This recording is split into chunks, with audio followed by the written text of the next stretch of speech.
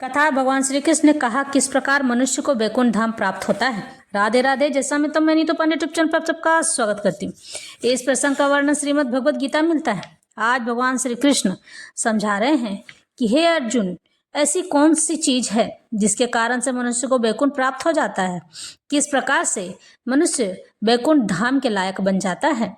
जो भी मनुष्य मेरे पास आता है, मेरी भक्ति करता है, मेरी भक्ति में रम जाता है, उसे इस संसार के बंधन से कुछ लेना देना नहीं होता है और सभी जीवों में मुझे ही पाता है। वह मुझे ही देखता है और सबकी सहायता उसी प्रकार करता है मानो वह मेरी ही सेवा कर रहा हो। ऐसा ही व्यक्ति वैकुंठ धाम प्राप्त करने की ओर अग्रसर होता है।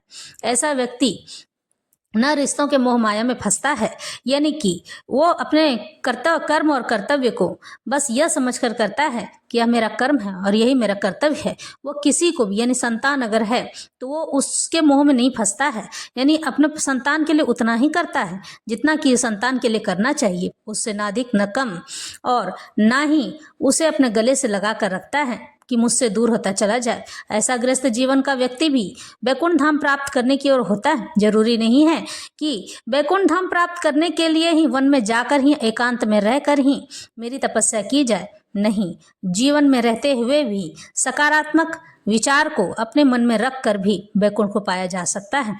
ऐसे व्यक्ति मुझे अत्यंत प्रिय होते हैं, क्योंकि ऐसा व्यक्ति अपना तो भला करता ही है, बाकी पीछे जो मर गए हैं, यानी हमारे पूर्वज मरे हुए हैं, उन लोगों का भी उद्धार कर देता है। और यही नहीं, आने वाली पीढ़ी भी उसी का अनुसरण करके आगे भक्ति की ओर अग्रसर होती है। इसी कारण से गृहस्थ जीवन को सर्वोत्तम, सबसे उत्तम, सबसे ऊपर रखा गया है और कहा गया है कि ब्रह्मचर्य के बाद अगर कुछ है तो वह है गृहस्थ जीवन। गृहस्थ जीवन का व्यक्ति अपने आप को धन्य तो बनाता ही है, ईश्वर को भी धन्य धन्य कर देता है, और यही नहीं, अपने आने वाली पीढ़ी को भी और आसपास के लोगों को भी पावन और पवित्र कर जाता है। ऐसा व्यक्ति ही मेरे लिए हर कार्य करने को तत्पर रहता है, लोगों को कभी भी गलत सलाह नहीं देता है, लोगों से कभी ईर्ष्या, द्वेष, घृणा और अहंकार नहीं पालता है। वह जो जीवन में सही है उतना ही करता है, चाहे उसे उसके लिए किसी भी चीज की कीमत क्यों न चुकानी पड़ जाए। ऐसा व्यक्ति महंगे से महंगे चीज पर भी ध्यान नहीं देता है और अपनी प्यारी से प्यारी वस्तु भी मेरे लिए त्याग देता है। ऐसा ही व्यक्ति वैकुंठ धाम की ओर अग्रसर होता है। भक्त्या माम भिजा नाति यावान्यश्चास्मि तत्वतः ततो माम तत्वतो ज्ञात्वा विशते तदंतरम। केवल भक्ति से मुझ भगवान को यथारूप में जाना जा सकता है। जब मनुष्य ऐसी भक्ति से मेरे पूर्ण भावनामृत यानी भक्तिमय में हो जाता है तो वह वैकुंठ जगत में प्रवेश कर पाने के योग्य हो जाता है और वही व्यक्ति वैकुंठ में प्रवेश कर जाता है। हे अर्जुन, ऐसा व्यक्ति बड़ा ही सरल स्वभाव का होता है, इसे किसी से कोई लेना देना नहीं होता है। यह कठिन से कठिन कार्य को भी, कठिन से कठिन माया में बंधे हुए रहने पर भी उस कार्य को सरलता से कर जाता है। क्यों? क्योंकि वह अपने आप को मुझे अर्पित और समर्पित कर चुका होता है। जो भक्त मुझे अपने आप को अर्पित और समर्पित कर देते हैं, मेरे लिए ही कार्य करते हैं, तो मुझ में ही रम जाते हैं। ऐसा व्यक्ति ही मेरे वैकुंठ धाम में आने को तत्पर होते हैं और वही लोग वैकुंठ धाम में आ सकते हैं। भगवान श्री कृष्ण तथा उनके श्वासों को न तो मनोधर्म द्वारा जाना जा सकता है, यानी कि मन के द्वार से जाना जा सकता है, और न ही अभक्त गण उन्हें समझ पाते हैं, यानी जो भगवान की भक्ति नहीं करते हैं, भगवान श्री कृष्ण को बिल्कुल भी नहीं समझा जा सकता है। क्योंकि आज अगर मैं ये कहूँ कि उनका आचरण, विचार और वो स्वयं कैसे हैं, तो यह बात झूठ नहीं होगा कि भगवान का गुणगान करना बड़ी ही सरल है या फिर बहुत ही कठिन भी, क्योंकि भगवान श्री कृष्ण को कोई भी समझ नहीं सकता है। भगवान श्री कृष्ण की छवि ऐसी थी कि जो व्यक्ति जिस प्रकार से उनसे मिलता था उनका स्वभाव वैसा ही बन जाता था, वह अपने आप को उसी स्वभाव में ढाल देते थे। यानी कि अगर कोई व्यक्ति ऐसा है जो भगवान के लिए अपने प्रेममय भक्ति को अपने मन में दबा कर रखा है और ईश्वर से प्रेम कर रहा है और उन्हें अपने आप को अर्पित और समर्पित कर दिया है, भक्ति के साथ साथ वह प्रेम भी करता है, तो भगवान श्री कृष्ण उनके साथ वो चीज दुगना करते थे, यानी कि वो उनकी भक्ति, अपने भक्त की भी भक्ति भगवान श्री कृष्ण स्वयं करने लग जाते थे और प्रेम उस भक्त से दुगना करने लग जाते थे। यानी कि जो उस भक्त के मन में विचार है जैसा, वैसा ही विचार भगवान श्री कृष्ण के मन में उस भक्त से दुगना हो जाता था। यह उनकी लीला है। वही अगर हम दूसरी बात करें, जैसे रुक्मी यानी रुक्मणी जी का भाई रुक्मी जो था, भगवान श्री कृष्ण से शिशुपाल बहुत घृणा करते थे।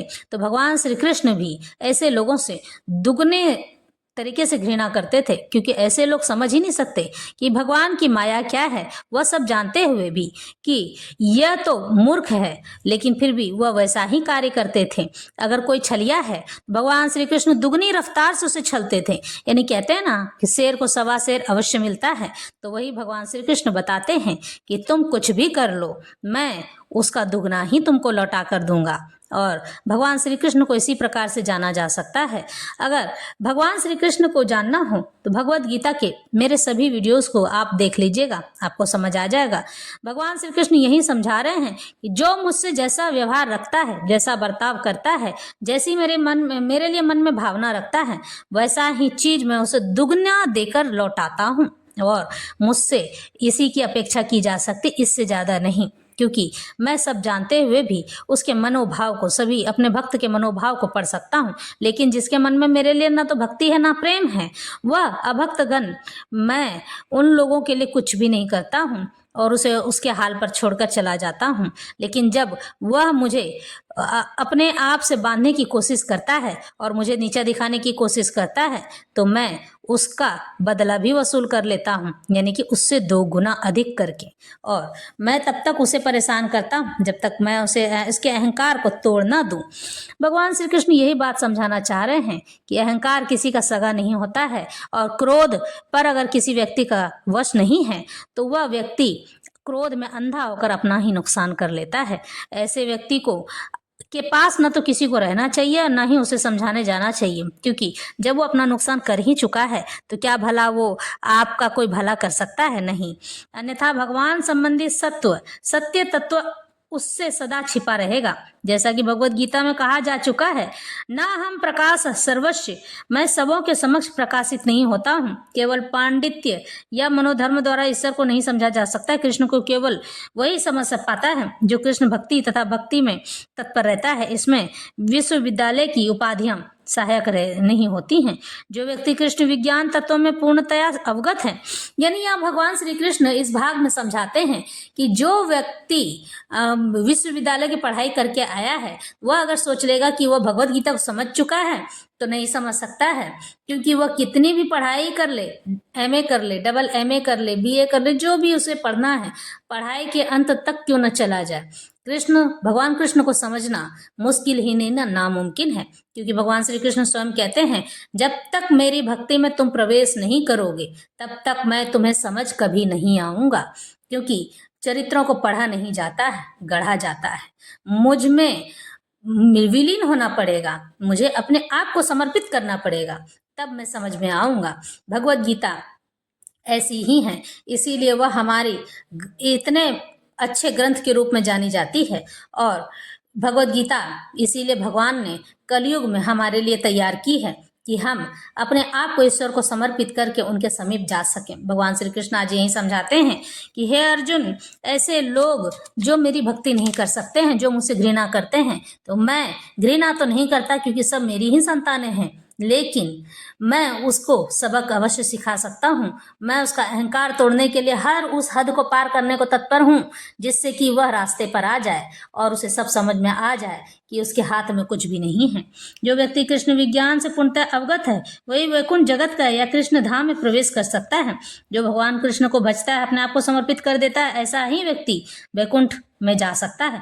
ब्रह्मभूत होने का अर्थ यह नहीं है कि वो अपना स्वरूप खो बैठता है। भक्ति तो रहती ही है, और जब तक भक्ति का अस्तित्व रहता है तब तक ईश्वर भक्त तथा भक्ति की विधि रहती है। जैसे ज्ञान का नाश मुक्ति के बाद भी नहीं होता है। मुक्ति का अर्थ देहात्म बुद्धि से मुक्ति प्राप्त करना है। आध्यात्मिक जीवन में वैसा ही अंतर, वही व्यक्तित्व स्वरूप बना रहता है। लेकिन शुद्ध कृष्ण भक्ति में ही विष्टे शब्द का अर्थ है मुझ में प्रकाश प्रवेश करता है। ब्रह्मवश यह नहीं सोचना चाहिए यह शब्द अद्वैतवाद का पोषक है और मनुष्य निर्गुण ब्रह्म से एकाकार हो जाता है। ऐसा नहीं है। विस्ते का तात्पर्य कि मनुष्य अपने व्यक्तित्व सहित भगवान के धाम में भगवान की संगति करने तथा उनकी सेवा करने के लिए प्रवेश कर सकता है। उदाहरण के तौर पर हरा पक्षी सुख हरे वृक्ष में इसलिए प्रवेश नहीं करता है कि वह वृक्ष से तदाकार लीन हो जाए, अपितु वह वृक्ष के फलों का भोग करने के लिए प्रवेश करता है।